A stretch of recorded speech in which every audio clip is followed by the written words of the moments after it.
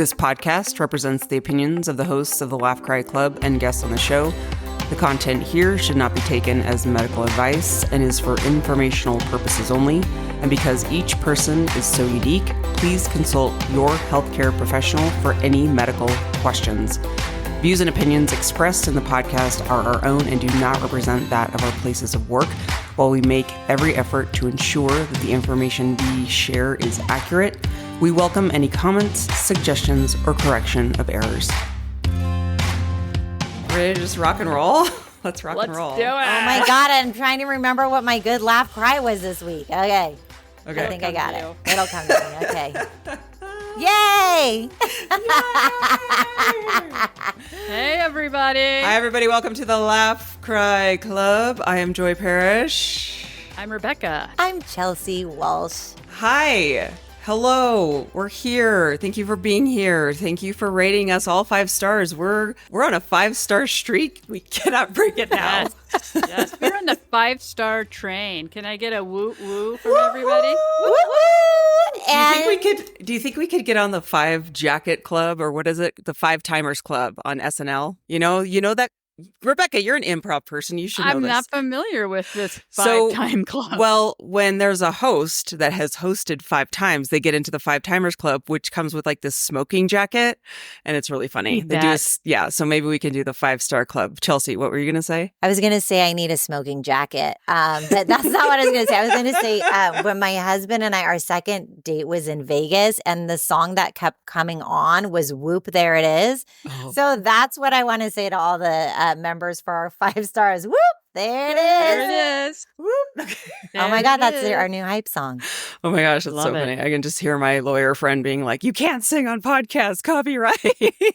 But I do it all the time, by the way, because until we get really huge, people aren't going to come after us. But if they do, I actually take that as a compliment because I'm like, we're getting bigger. So that's just a sign. We're still waiting on Dave Grohl to call us back, by the way. But with your support and by subscribing and rating us 5 stars, you can continue to build that momentum of our podcast. So thank you, listeners out there. We really could not do this without you. And we're just thrilled about all the feedback we're getting. So this week, we're going to do laugh cry moments. And we're going to talk about when is enough and what that means for everyone in all sorts of scenarios. But before we get into that, I kind of wanted to just start with a gratitude moment because it's been a crazy few weeks for all of us. And maybe listeners out there, you're going through a hard time. And the best way to kind of get out of my funk is to be like, shower with gratitude. So whenever I'm feeling, and not to just be like count your blessings type of thing, but I like to send really nice texts or send someone like a virtual card or send someone a gift or, to kind of get me out of this funk. So by no means am I in this like horrible mood, but I was just feeling today so grateful for A, this podcast, but B, for Chelsea and Rebecca. And I just wanted to say thank you for being such amazing humans because truly I'm like, this started so quickly and I could not have picked like better people to work with, and we're just having a blast and I can't wait to see what comes. But I just wanted to start with this moment of gratitude for the both of you. Back at you both, actually. I mean, this might be a crying moment for me. Like, are you guys trying to make me cry right now? Yes. I think Joy was crying or she has sunscreen in her eyes, but she did wipe it's her a makeup. It's actually makeup. It's kind of like I put on this makeup today that's a little oily and it's driving me crazy. So I can't, but that's actually... So you heard it here first. Joy was crying because Yes. with gratitude. I'm ignoring what any honesty she had. We love you so much, Joy, too. And I'm crying. Rebecca? I'm wondering if you cried at your wedding because of your makeup now. No, actually, I didn't cry. I actually did my own makeup at my wedding, which, I got married in 2008. I think back to like now all the influencers like doing all this like fancy makeup. I would have probably been so overwhelmed, but I did not cry because of makeup. I cried because I was emotional. Much love to you both. And I actually was trying to make this a cry moment so I could just steal the spotlight for this episode. It's getting hot in here. Isn't that what you say, Rebecca? It gets hot with the spotlight? It's hot. It is. It's very hot. It is very hot in here. Rebecca, are you still doing improv? No, I've taken a little bit of a break and I've been focusing more on my fitness journey. But Okay. I would say that I improv anytime I can with friends, family, and at work. Okay, great. I feel like you do a good job on this too. I can kind of sense sometimes like the TSA thing, like you just roll with funny things, and I just love that. I can tell. Thank when, you. I can tell when Thanks there's like for noticing. there's like an improv moment. I'm like, oh, I could learn something from Rebecca. Everybody could learn a lot from me. That's why we have so many listeners, because they're going to learn a lot from me, from Joy, and Chelsea. I mean, like you said, 3 licensed therapists in your ears. Amazing. You don't need to pay for therapy. You just need us. I mean, we're saving you so much money. This is only costing you 5 stars. It's really just the thumb muscles to like click on 5 stars. It's a light We're lift. Changing Only the game. one finger, one thumb. Very light lift, y'all. Okay, who wants to start our laugh cries of the week? Well, since I love to nominate, I'm going to start off this week by nominating Rebecca. Oh, thank you. Thank you. Okay. My laugh cry is actually a moment. It's all in one. So it's like one story, but you get both. So this is great. I was watching the closing Olympic ceremony last week. I don't know if many of you watched it, but again, it was extremely emotional, just like the opening ceremony. And there was a portion where they had I forget his name. He was the French swimmer that won a bunch of medals. He went to ASU, my alma mater. Oh, okay. Very cool. And he was going to extinguish the flame that was in the balloon floating in Paris. And they had this choir out there, and they'd already been singing these French songs or hymns, I'm not sure. And they were super emotional. I don't know what they were saying because I don't speak French, but I could feel it. So he walks in with this little like lantern, and he walks over to gather to the flame because he's going to extinguish it, but he's going to take part of the flame with him, basically walk back to where everybody else is in the stadium. So they're singing this really sad French song. And I'm like, oh my gosh, this is really emotional. I'm starting to tear up about it. And he's extinguishing the flame, and it's just a little bit of fire that comes into his little lantern. I mean, the lantern is like 5 inches. It's very tiny. So he gets it, and he's very gentle with it. And I'm like, oh my gosh, what is up with the French people? This is so sad. And my wife said, well, Rebecca, the French people have been through a lot. You've seen Les Mis. And we started laughing hysterically. I love Les Mis. Love Les Mis. We are big fans of Les Mis. We just saw Les Mis this winter again. Oh. It was a very tearful, sad moment because I love the Olympics. And then that was super funny. That is because it's so right. funny. They've been through a lot. They have been through a lot.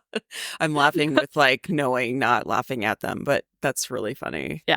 I loved Les Mis when I saw it first when I was a teenager. So like going to Broadway shows with my mom was like our thing. And I remember playing the soundtrack. And then as I got older, I was like, oh my God, this is so depressing. Like, you know, when you're younger, you like doesn't really sink in what the meaning is. And then of course, you know, I was just more focused on the love story because I thought it was really sad. But you know, later in life, I'm like, this is so depressing. Yeah, they've been through a lot. It's very depressing. And it like goes on for 3 or 4 hours when you watch it live. So bring your Kleenexes, please. Bring it. Yes, a lot of cry. A lot of cry.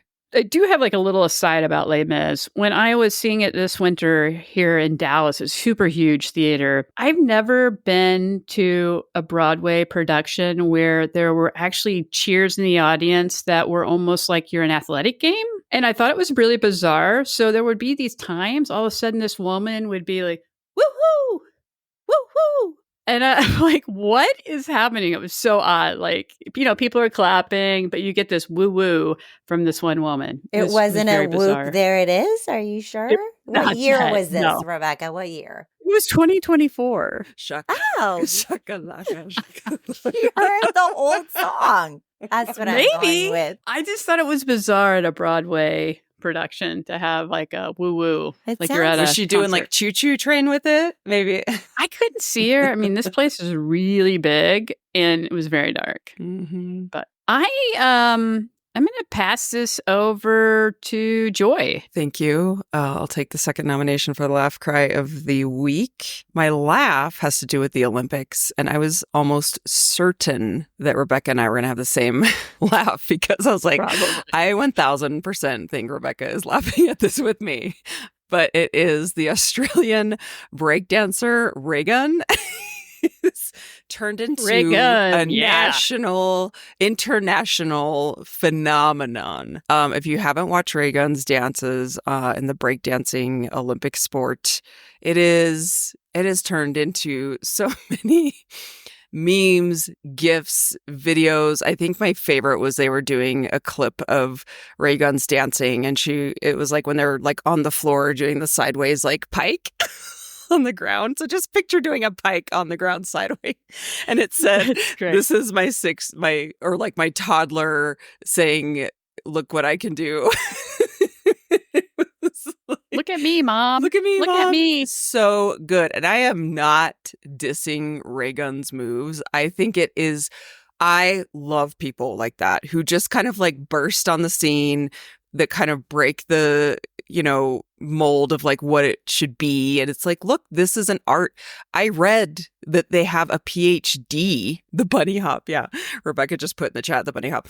That's the best. Oh my gosh. They have a PhD in like breakdance culture. So I didn't even know you could study breakdance culture, but apparently, yeah. So I thought that was hilarious. Okay, I was considering on and off of my life, considering going back and getting a PhD, which I've decided now at this time of my life I do not want to do. But had I known about the breakdancing PhD, that's something I could have got on board with. Do you have a class that you had in college? Definitely not grad school because they were all so focused on our counseling and mental health. But did you have a class in college that was like a throwaway elective? Because mine was the history of the Beatles. And it was... What? Are you serious? Where I'm not you even go to school? Arizona State University. Which shout out to yeah. ASU on your curriculum choices. I went to a class called The History of the Beatles, which was here's what happened. Okay, I went to college from 1996 to 2000, so long time ago. The class, I think, was my last year, so it was my senior year. Well, when I went to this class, no one attended. The auditorium was completely empty, but I was very scared of ditching classes. I only ditched or didn't go, I guess I should say, when I was really, really sick. I was terrified of missing classes because I didn't grow up with a lot of money. So going to a class meant like my money is going, like I'm not wasting my family's money. So ditching would be like just absurd to me. So I was going to all of these classes. The day of the final, the whole auditorium was just packed. Nobody went to that class and then just like came for the final. And it was just like, it was so funny. I felt bad for the instructor too, because like he was so passionate about the Beatles and then like no one was at his class. And then the last day everyone showed up for the final. I'm like, oh, that must feel really crappy. But apparently they have a whole curriculum of Taylor Swift at like one of the Ivy League schools. So American education has gone completely downhill. And if you're paying, I'm just going to say a fuck ton of money to get college educated because I know what my student loans are. Yes. Just know you can go on YouTube and research Taylor Swift. You do not have to pay like $5,000 for that class. Yeah, you really can. A throwaway class? That makes me want to throw up. Yeah, I had to have an elective. Yeah. Wow. And I was like, why not History of the Beatles? Anyway, okay, so I digress. My cry of the week is, okay, we're taking a hard right turn because this is really, really sad and it was really close to me. But for 8 years, and I mentioned at the first episode that I've been doing podcasting for about 11 years now. The first 7 years of my podcast career was dedicated to a CrossFit focused podcast called Girls Gone WOD. We were just totally steeped in CrossFit. Well, last week, a CrossFit athlete at the CrossFit Games tragically drowned during one of the events. And it has profoundly impacted me. It has profoundly affected me. I have been so devastated by this, also because I just know that community so well. So that was just that's been really hard for me to kind of wrap my head around. We did an entire podcast episode with my other show about it, just kind of talking through and processing the emotions. So I've been really sad and grieving, but there's also a lot of conflict and emotion and anger were steeped in it because the way that the corporation runs versus how the sport runs are two totally different things. And so I've just been feeling the part of it that's super, super, super sad is that it was a senseless death. It could have been prevented. So anyway, it's just been sad. It's been sad. So that's just been on my mind. I agree. I that is super sad. I know that event happened and you're right about, it kind of brings up corporate greed maybe and human life, the value of human life. And some of these events or organizations really should do more, I feel like, to protect humans. But, we all do these events probably here, and you sign your life away when you sign the forms. And it's really sad. I get why they do it because of lawsuits and things. But then when you have things like this happen, it's really tragic as well.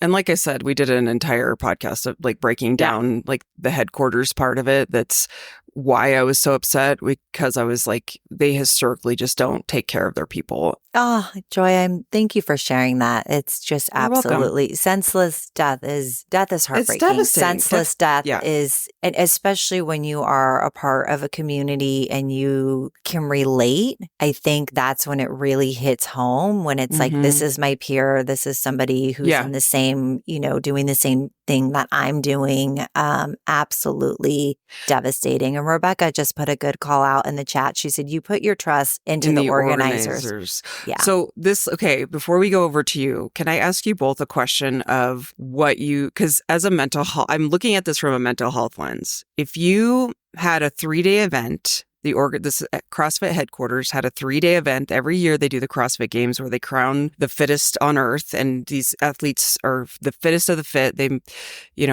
put their blood, sweat, and tears to make these games. It's almost impossible to just make the games. It's a 3-day event. The first day is when the drowning occurred, and they canceled the events for the rest of the day. But then they went on with the rest of the weekend. My first reaction was, how dare you put the athletes through that? They have been through a trauma. And there were some athletes that were saying, like on social media, I'm dropping out. I can't do this. I'm like so traumatized. And others were like, I don't know what I need to do. But it's kind of groupthink. And there's a lot of groupthink, kind of almost like cult-like behavior with CrossFit, where it's like, you don't quit and you push ahead. And so I just was like, the trauma that these athletes were in the water with him when he was drowning, and they are traumatized. And now the organization is putting them in a position to give them the option, I'm doing air quotes, to continue. But you don't put them in that, I don't know. I was like, from a mental health perspective, you were royally traumatizing these athletes. Do you have like a sense of what you think they should have done? Should they have canceled the whole weekend? These people aren't competing for free. They paid a lot of money to be there. So putting in that position where you can compete or not,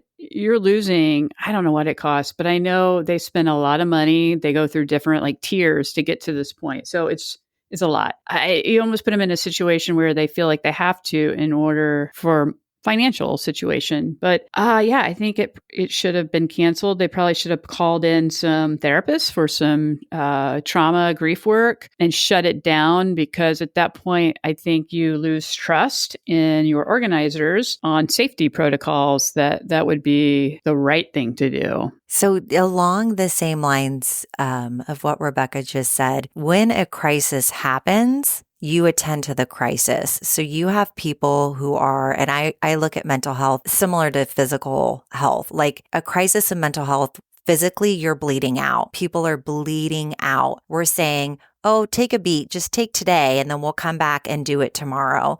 That to me seems cruel. I might get some backlash from that because people say, tough it up, move forward. We did this, we did that, but we are honoring a human life. And that means that we take time to honor that. So we can give choices, we can give options, but it needs to be choices. And I think you need to have collectively as a group, what do people want to do together? When we rob them of their choices and just say, we're either not going to do it or we are going to do it without even taking a beat, you have to take a beat. You have to take time to put some gauze over the blood, come back to your body, come back and reconnect. So then you can make a decision, because what happens is then you putting yourself in a situation because you feel like you have to, or you don't put yourself in that situation because you feel like it's wrong. Either way, everybody loses. Nobody is showing up from their highest sense of self, getting to do what their intention is. And when we lose that intention, that there's kind of a backlash that I see that comes from that. So I don't know what the exact right answer would be, but I would say giving people immediate attention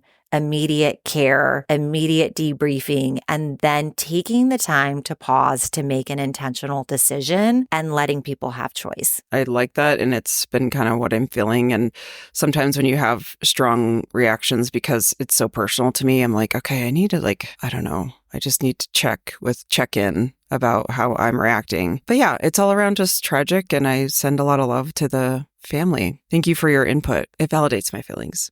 Okay, Chelsea. Now we want to hear your laugh and cry of the week. Well, now I'm hot because I'm like, are you fired up? A little bit, because I feel like there's no right or wrong reaction to grief other than honoring somebody's individual experience. And when there's a group and we just take away that option as an individual to grieve in whatever way that is, it puts a lot of pressure on people. So it just makes me sad. Okay. So I'm going to switch. This is like a really big right turn into. Thank you for that. Oh my gosh, it was a sound effect, Miles. Did you hear that? Joy got the sound effect. So my laugh this week, I don't know if any of you have teenagers out there. People talk about teenagers and teenage parenting and how hard it is. I will tell you, I love being a teenage parent. I absolutely love it. It brings me so much joy. So my laugh moment is my kids are little social butterflies and they go out, and Charlie and her girlfriends had gone out to the movies and had like a date, and they come back in the room, and my house is small, and they'll come in the bedroom after they go out, and Miles will come in too after he comes in from wherever he was.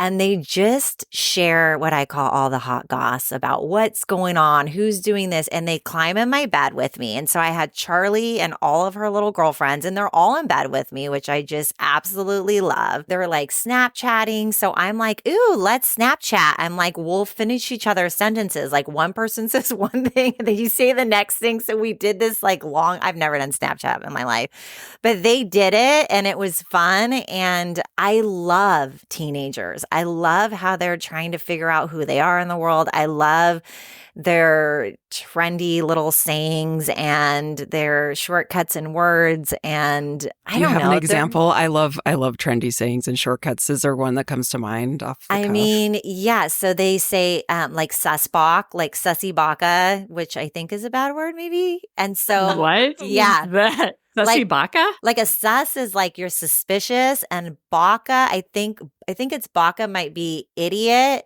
So I shortened it and call it sussbach. So when I see him, I'm like, hey, what's up, sussbox? Like I scream it out the window, and they're like absolutely horrified. They say like she calls me queen a lot, my daughter. She'll be like, okay, girl. Okay, queen. Yeah. Like, you are the queen of that household. I did get hit on at the beach once by like a kid who I think was definitely underage. And she's like, oh, don't get excited. That was definitely a TikTok dare. I was like, that's a dare to hit on moms at the beach. But then I told her she was jealous because I'm mom of the year. So you just have like these really funny conversations, and they just keep it real. They talk so much shit, both of them, and they're both hilarious. And they're both like compassionate, loving human beings, and they're little friends. Oh my God, it's just the cutest. And they think Miles is, I'm totally adding them. They think Miles is cute. The girls do. And so then I have that little dynamic going on, which is even. Sure. It's which just. He probably loves. No, he hates it. Oh, he hates it? I'm convinced that, okay, I'm going to be telling all their secrets. I can't say it, but he like ignores everybody. He only likes his friends. He's funny about it, but he hangs out with some older girls. Very selective. I don't know, Miles. We don't know the hot goss. Yeah. Miles is hard to get the hot goss out of. I only get it by going on walks with him, and then he'll kind of confess everything. But it has to be while we're doing movement. Doing something. Yeah. Mm-hmm. And he's driving now, which is really great. So those are my laughs, and my cry is that both of my kids are in high school now, and it's so I never saw myself being like a mother. I never saw them getting older, and that I know the video you posted on our Instagram of them at the Foo Fighters concert, and they're like, because how old are they again? How many years apart? They're 16 months. They're Irish Oh, okay. twins. So Miles is 15 and Charlie's 14. 14. Okay. Mhm. They just seemed like little babies at the Foo Fighters concert in those videos. And it's just like, oh, and then you gave us that picture of them going to high school. That has to be just so bittersweet. It is, because I'm like, okay, well, it's another year they're alive, so they have to grow, and that makes me happy. And I count down in my head. I'm like, oh my gosh, we have 3 more Christmases left with them living in this house. Like, they're going to go to college or work or travel or do something one day, and having them in the home, in my bed, hanging out, laughing, having dinners together, all of that kind of stuff. I'm like, it kind of makes me tear up. I think about that, like when Miles holds my hand, I'm like, is this going to be the last time he holds his mom's hand? Like, is this going to be like, Yeah. I mean, I can't even pick them up anymore. Like you want them to Okay. grow up and be independent humans. Maybe. But You could just sit down and say, sit on my lap, please. Well, I hugged Charlie yesterday. I'm like, can I get a good hug? She's like, you're really squishing me. I'm like, I thought hugs are fun because we're squishing. Like, they're just getting older. Like, you know, where I would pick, she's taller than me now. I'm tall. I'm 5'8". yeah, you are tall. Yeah, she's 5'8" and You a are quarter. tall. Anyways, I could go on about my love for my kids, but I just feel really lucky. I feel lucky. I feel really blessed. I count the moments of goodness. And I think there's scarcity that comes as a parent because you just want to hold on to all of the amazing moments that you have. And you just pray that they don't go through like really mean, horrible teen years. I just hope they just keep talking a little bit of shit and they don't like become really rebellious like their mother. Okay, I'm pivoting out of this now. Well, I think that is something a lot of people can relate to because it's also this time of year. I'm seeing a lot of people posting pictures of their kids going to school and being like, a lot of my friends on Facebook, they're starting a school, they're starting a new, like a high school. And that just has to be so just heart-wrenching of the duality of like, you want them to grow up and be good humans and independent. That's the whole point of parenting, but the joy of like having them close to you, being young and innocent, and you're like, oh, and then they're just being adults, don't need you. Like, it's so hard. It's so hard. Well, we are now going to dive into a topic that we've been talking about between the 3 of us. We have just so you guys know, we talk all day long on a group chat about All this day. podcast and about life. Live podcast. But it is like live podcast chat, which makes the best podcasts because Claire and I do that too. Like we have a constant like stream of thought, and I think that makes the best podcasts. So we've been talking about the topic for today is how to know when enough is enough. So who wants to kick us off around like what that means, how it came up? I think Chelsea was the one that kind of you pitched it. So what made you think of enough is enough, and why are we talking about that today? I thought about this because I get so many clients that I've worked with over the years who will come into therapy, and maybe it's a relationship that they're having, or it's a job that they're unhappy with, or it's an addiction that they have, and they come in and they will say, they'll want the answer. Like, how do I know it's time to leave this marriage? How do I know it's time to leave this job? How do I know? And so I look at that as how do we know when enough is enough? And so I thought it would be an important conversation because we are in a time where there's a lot of change. We get to enough is enough when then we want to do, we have like cancel culture, like we're going to cut it down and shut it out. And we go to these really rigid extremes. And I think for me, enough is enough is a little more simple than that because it's really about attunement to self. But I'm seeing it come up again recently. And so I thought it would be a good topic.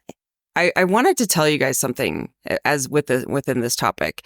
I'm not trying to like make this a therapy session again because it's not what this is about. But I just want to let you know that because of all of these discussions we've been having, I take in a lot. I take in a lot of what you guys say because, we as therapists can do a lot of guiding for our clients, but rarely do we take a lot of time to do that for ourselves. So this podcast really helps me kind of process through some things in real time. But I think because I've been talking so much about like the trauma of that job, and remember last week I was like, oh my gosh, like this, I'm angry at the people who let me go. I have been having the most vivid dreams about them and that topic. And it kind of relates to the like enough is enough piece. And so I just wanted to like, it's nothing new, but it really makes me think about, I didn't listen to Enough is Enough. Like, and I also want to point out, like, as we're having these conversations, that there's no right or wrong way to do it. And I feel a lot of us can relate in the sense of, I didn't pay attention to the signs. And now I know, and now we can kind of get a better kind of barometer of knowing when like the warning signals are coming up. But it is one of those things that we mentioned last time of the cartoon frog in the water.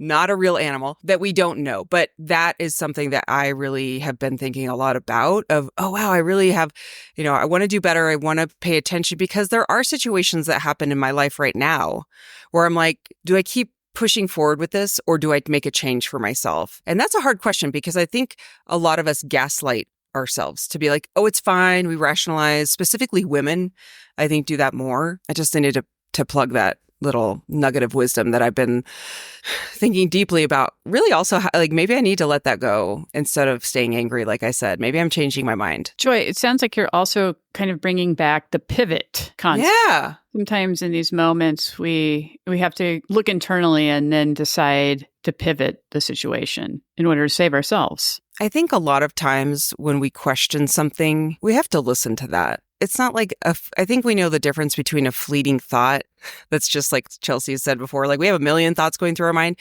We know the difference between just like a fleeting thought versus something that's really sticking to us and coming back to us again and again. I would argue that most people don't pay attention to that and they just keep, whether it's the sunk cost fallacy, like I put so much energy into this, I can't leave this relationship, or I can't leave this job because it pays so well. Something. Joy, my brain is going wild right now as you're talking.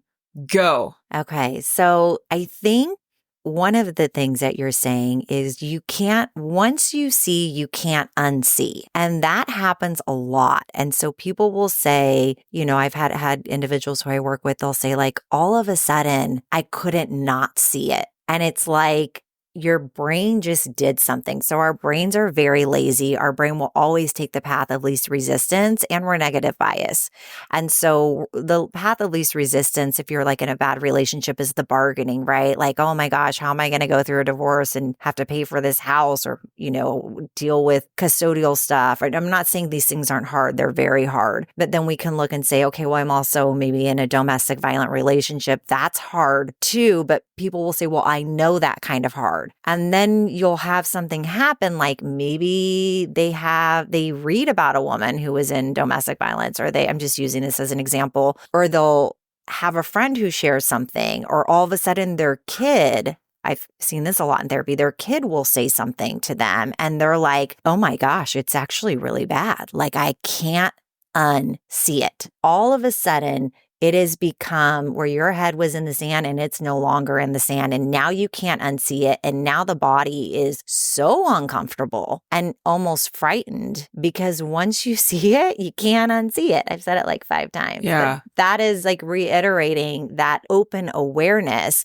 But when we have that open awareness, then we get to have choice. And so I'll say to clients, they'll say, when is enough enough? And I'll say, it's totally up to you when it's enough's enough. Like one day, you might come in here and say, you know what, Chelsea, this is the day. I woke up and I decided for whatever reason, today is the day. And that's how I've seen it happen most of the time in dangerous situations. I've seen people, when I think of domestic violence, I've seen people who have strategically planned over years sometimes to get out of a really abusive relationship. With addiction, that bottoming out, when is enough enough? That bottom looks very different for many different people. Oh, that's a good point. Can I interject something really quick? Yeah. Lose it is like this. That reminds me of when I'm working with a client talking about the change that is going to be the impetus, the incident that's going to be the impetus to make you change. And that is different for everyone. So when I worked in juvenile diversion, let's take this as an example. When I worked in juvenile diversion, a kid would get in trouble once and he was like, never again. I'm never getting involved in law enforcement. Like, no. And granted, these are kids. I know that's different from adults, but I'm just using this, like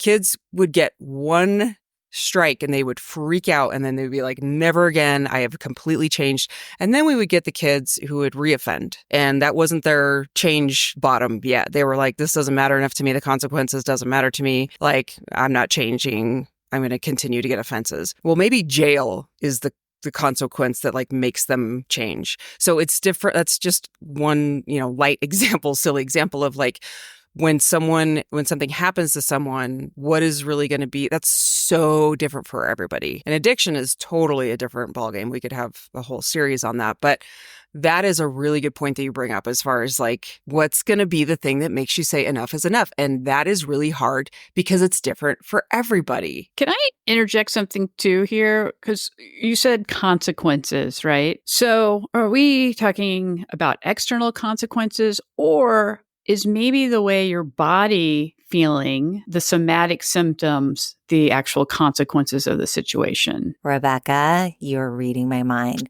Ooh, Reading my mind. The consequences, I would say, are either pain or pleasure based. So when I'm using domestic violence just because I think it's like an easier exam. It's very complex, but it's an easy thing for us to kind of relate to. When somebody says, I can imagine having my own apartment, I can imagine being at a job where I'm not getting stalked by my partner. I can imagine what it's like to feel safe and wear whatever clothes I want to or shop wherever I want to. That they're now getting to change out of pleasure, and the body's starting to feel that, right? We also have it where in the stuckness of that, going back to you can't getting your head out of the sand, you really can't unsee it. Once you see it, it is so physically uncomfortable. That can be a reason to change too, because that consequences is now your body.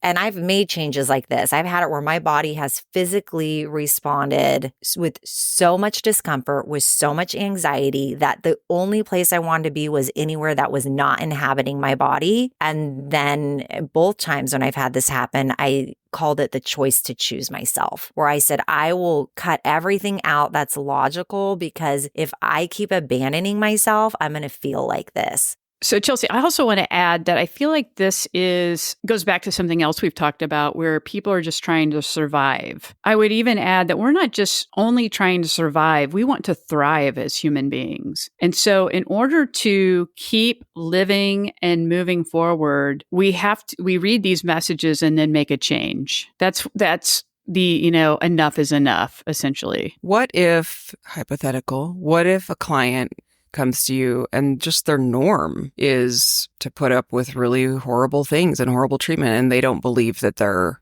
worth living in a better situation? Because that comes up. It comes up all the time. And I've seen this. Oh my gosh, I've had this in my personal life.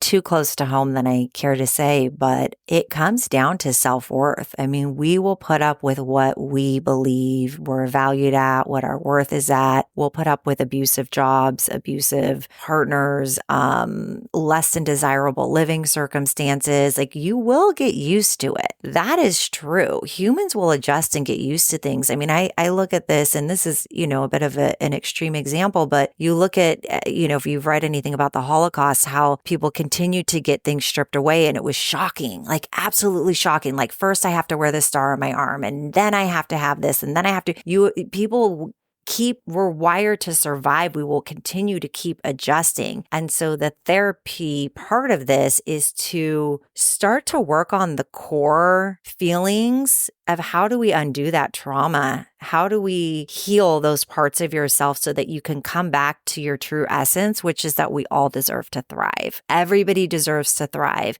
We oftentimes have circumstances where we don't have lots of good choices. That does happen. But how can we at least start to feel better within our own bodies that we live in? I think you're absolutely right, Chelsea, with that. That as a clinician, I would say that I, again, would also be working with this individual on building their self-worth. On another note, I would say everybody's, quote, enough is enough is different. How many times are you with some friends, or maybe you have a friend or a family member, and they're going through something and they're coming to you talking about it, and you're like, okay, these are the things you need to do, blah, blah, blah, blah, blah. And they don't do it. And it becomes very frustrating to you because you're hearing it constantly. And you're like talking to other people. You're saying, why can't they see this?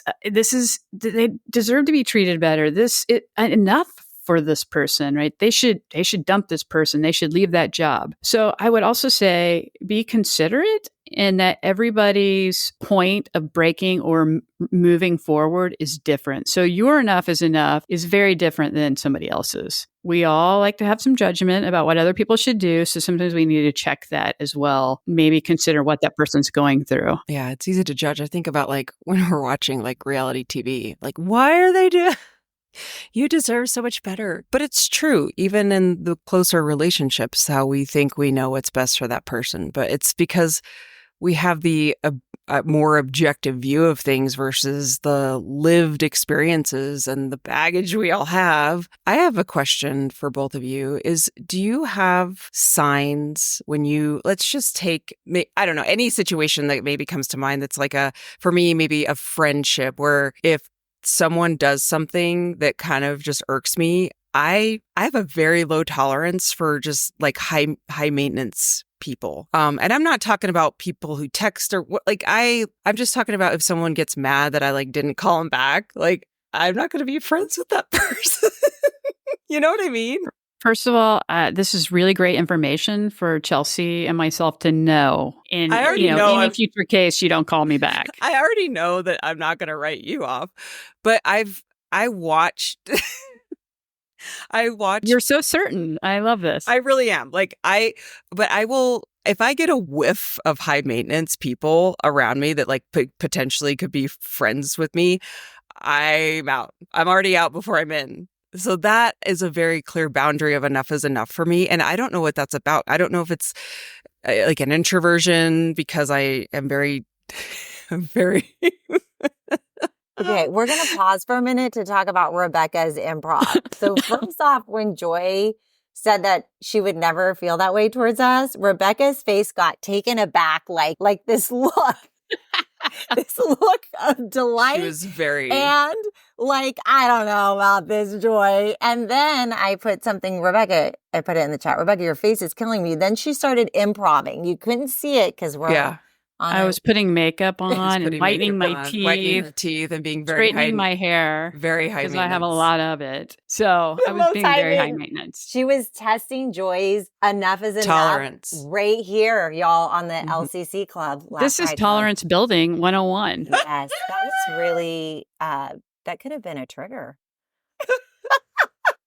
For me or for her? It wasn't or for you. Me. It was not for me. I loved it. That was great. I just think that is a very clear enough is enough thing that I'm out before I'm even in. Do you have something similar where you're like, this is a very clear personality trait or boundary or whatever you want to call it, where you know for sure this is where you draw the line? I do this boundary thing. So this is what I taught Charlie. I'm going to do it, and I'm doing it on video. You guys can see it. But the small little circle in the middle, if you take a circle with your hand, make like a meditation hand finger, like a om. That's like me and God and spirit and the closest thing. Right outside of that circle is like ride or die, girlfriends, family members, like the people who I'm like, I did something terrible and they're like, okay, I've got you. No questions asked. That's that person. Then there's the other ring of like people who I really love to hang out with, super fun, close with. So everybody kind of goes in a ring and the ring goes out further and further. When there's like enough is enough, that person just gets put into a different ring. But I would say the one thing that I do have a really hard time with is I don't like gossip I don't like catty, mean gossiping just to be mean. Like if somebody was looking at somebody and was like, oh my God, I can't believe she's wearing that or blah, blah, blah. I'm like, okay, like that feels really low. To me, I call it like low vibration, low energy. Like it's the kind of like the lowest form of communication. I'm like, this doesn't bring me joy. It doesn't make me feel good about myself. It's a short payout to be really mean to somebody else. I don't like mean. I really don't like mean. Yeah, just like mean for no reason. Just for mean for being the sake of being mean. I do enjoy like a little bit of like fun friend gossip, but not tearing things down. Just like the hot goss. I was like, hot goss that is fun and funny, and you're having silly, funny conversations. I'm talking about like being mean about somebody else, like I being agree. cruel. That to me, I'm like, that's a hard no. And don't talk shit at all about somebody who I love. Well, that's a hard no. The other thing I pay attention to a lot is how people talk to me about mutual friends. And I'm like, if you're talking to me about this friend in this way, I guarantee you're doing the same thing about me at some point. So it's like that to me, then I put up a little barrier because I'm like, if you're doing that to me about this person we're mutual friends with, guarantee you're doing the same thing. So I put a little bit of a padding there. I'm going to say that I don't really have enough is enough with people unless they're being probably mean or racist. It's not a probably, that's a definite. Or if you eat a bunch of onions before you come to the gym. Yeah. I'll have an update later, but that is enough. Mm-hmm. But for me personally, I feel like when I know enough is enough is when whatever's happening is no longer matching my values. Because I've done the work personally, so I know what my values are. I hold them very close. I can tell immediately, like if I were going to accept a new job or have a new friendship or something, just by getting to know that person, I can very quickly tell whether this is going to align with me or not because I know what my values are. So that could be a whole nother podcast about how do you, find out your values, define them.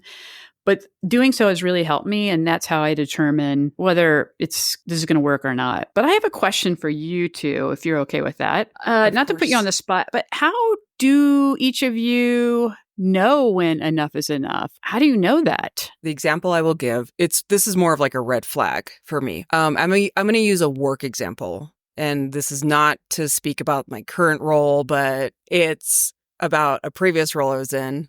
And so I always know when enough is when I start to get caught up in banter about and it's not about the people, it's more about the work. When I start to get cynical and frustrated, where I start to kind of like get caught up in this like complainy mode, that's when I know enough is enough, because I want to come to work and I want to enjoy. And every once in a while, once in a blue moon, I'll be like, yeah, it's frustrating. But kind of, Chelsea, to your point, like it's a little bit where I easily kind of get I know enough is enough because my energy is kind of going to this place of frustration where I start to feel myself complaining more for just the sake of complaining.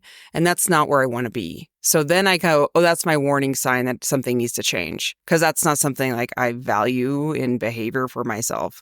I'm not saying I'm like easily feeding into like the negative gossip. It's just more of I can find myself being frustrated enough to start to like banter with someone else who's frustrated. That happened a lot at Kaiser. I mean, so much so that it was like it's like a trap that I fell into, where like people are sending funny gifts back and forth and like making fun of whatever. And I'm just like, that is just, when I take a step back, I don't want to do that. I don't want to feel that way about my workspace. So then, that's obviously I was kind of like forced out of the situation. But looking back, I was glad I was, because I wasn't happy, So that's like one example that I pay attention to very clearly in the current work situation that I'm in, and, will continue to do so. Mine's a little bit different. And I think that what you're referencing, Joy, that happens to me at the end. So I would say enough is enough when I can see that something is really out of alignment with myself. And my personality is to try every single thing within my power to, in fact, one of my wedding vows was to always own my own shit. So to own what is my side of the street, what am I putting into this? A dynamic can't exist unless you're participating in it. So I will do every single thing within my power to work on myself. And if I'm continuing to have, going back to what you shared, Rebecca, my body, my intuition, that is my guide. And so I listen to that. I'm not going to talk myself out of it. I'm going to get really curious. I'm going to do the work to see what it is that I need to do. And if I'm not landing back into myself, then it's a hard no. And I will, and actually by the time I'm over it, by the time it gets to that point at the end, I feel nothing, which is really interesting. I rarely, even leaving relationships, I don't leave relationships with an explosion. I leave with like, I still love you and I care about you. And I'm so sorry that this didn't work. Like I've shared my needs. I've shared the thing. I will try to make things work. I think because loyalty is sort of inherent into my core. I walk away neutral and mostly sad. And I think that's how I know enough is enough. But that's taken me a long time, many years to go through that. With people with red flags, if they have a red flag,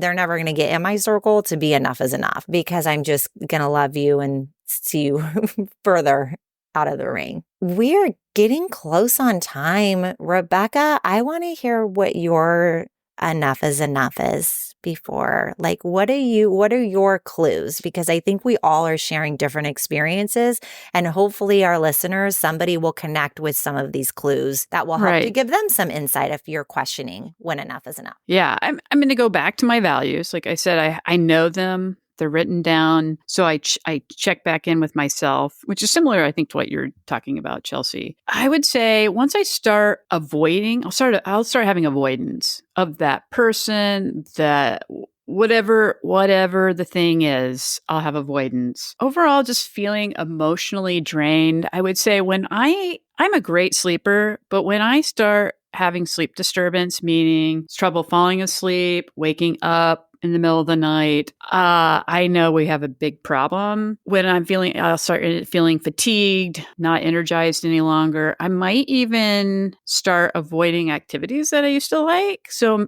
maybe I had a terrible night sleeping, but I'm supposed to go to the gym and have this workout plan. And I may say to myself, I need some extra sleep. I'll do the gym tomorrow. So I start skipping things that I really like. Yeah, I think that, there's so many more. And I think our plan is for this week too in our social media to share some more content with everybody so that you can all have it. And maybe also share what your enough is enough too with us, because we'd love to hear it, because it is very different from person to person. And sharing really helps other people. Sharing is caring. Sharing is caring. We cannot do this journey alone. We'd love to hear your thoughts and feedback around this topic. And really, if you have a question or comment, we will be talking next week from a listener's question. So you can submit a question, a topic, and we will answer it on the podcast.